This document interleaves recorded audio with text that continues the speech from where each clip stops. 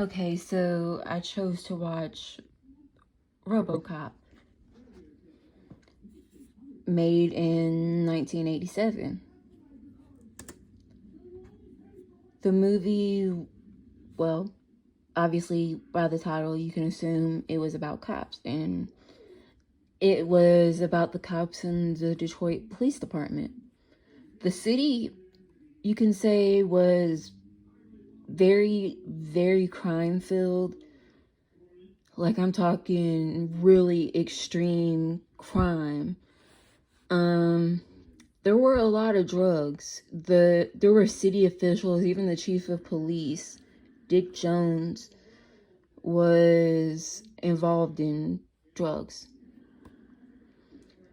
There were many, many bad people in the movie who were in cahoots with these people, especially the chief of police.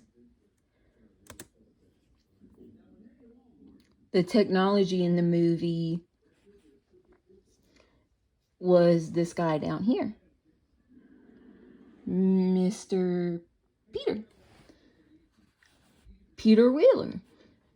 Engineers built him to fill the void of not having the ideal number of police officers that you would, prefer to keep the city safe and lower the crime rates.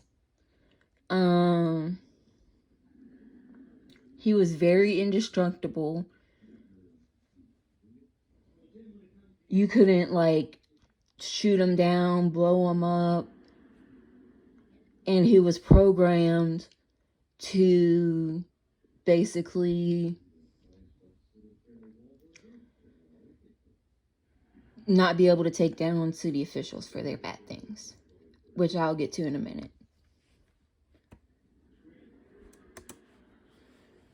The way he impacted the city. On the subject of what I had just stated, Peter was programmed to fight crime. He went into hostage situations and came out with no damage, and people were safe, except for the bad guys, obviously. He would either take them dead or alive. He really didn't care. One part of the movie, there was a woman who was being raped, and they had a knife at the woman's throat.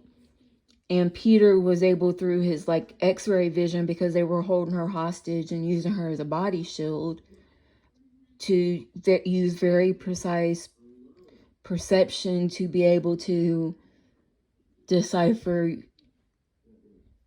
his target exactly at the point.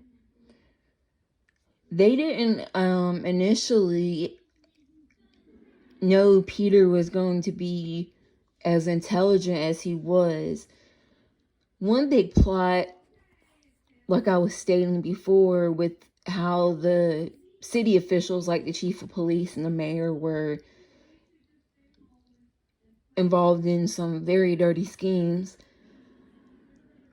The robot, he was programmed to fight against crime. So he ended up finding out what kind of stuff the mayor was getting involved in. And that he was the chief of police, sorry.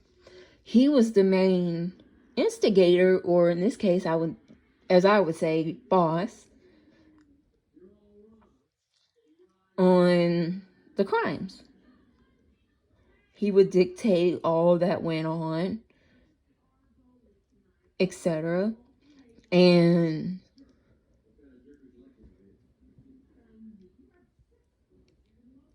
the robot wanted to ensure that he would not get away with it. And obviously, with him being programmed to not be able to do, take action, like I had said before, against officials, somehow, apparently, I don't know if it's because they didn't program his system or missed something, but they were able to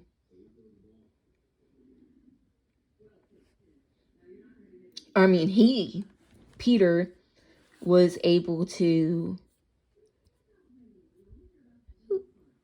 here we go, get it where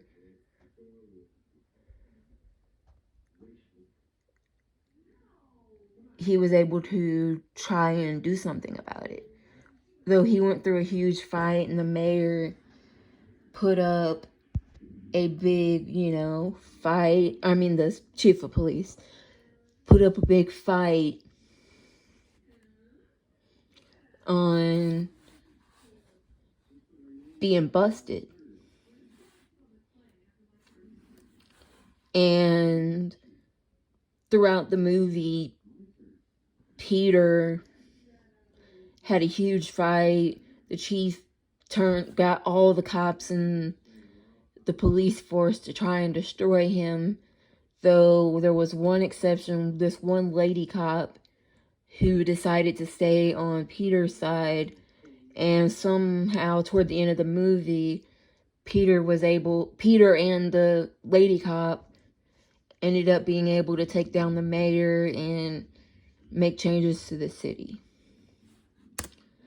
The main lessons that you could take away from this are that robots are great tools, especially when labor's low. Like in this movie, there was a shortage and they needed the spaces filled. Robots like Peter are more intelligent than humans are. Obviously, because they're, programmed through many, different computer chips and databases. And they're great. They're just a great tool overall. They have helped us be able to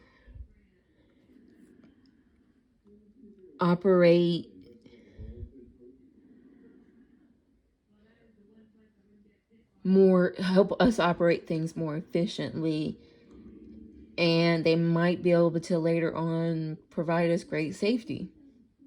And basically, that's pretty much it for my presentation.